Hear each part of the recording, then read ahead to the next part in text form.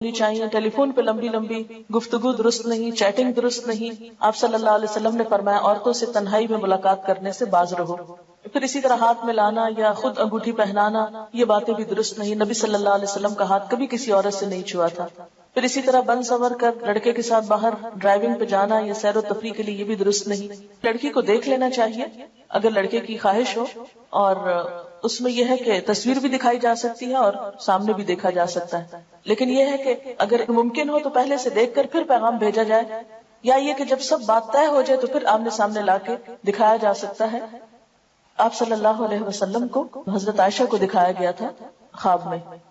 نبی صلی اللہ علیہ وسلم نے فرمایا کہ 4 چیزیں خوش قسمتی کی علامت ہے: نیک بیوی، کھلا گھر، نیک ہمسایہ، اچھی سواری، اور 4 چیزیں بدبختی کی علامت ہے: بری بیوی، برا ہمسایہ، بری سواری اور تنگ گھر۔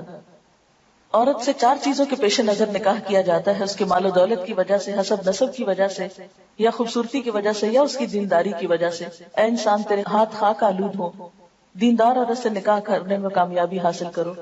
ہمیں سوچنا چاہیے کہ آخر اللہ کے رسول صلی اللہ علیہ وسلم نے دینداری ہی کو کیوں دیکھا اور کیوں معیار بنایا؟ آپ نے فرمایا مسلمانوں میں غریب لوگ مالداروں سے 500 سال پہلے بہشت میں جائیں گے۔ آپ نے فرمایا ہر امت کے لیے ایک فتنہ ہوتا ہے، میری امت کا فتنہ مال ہے۔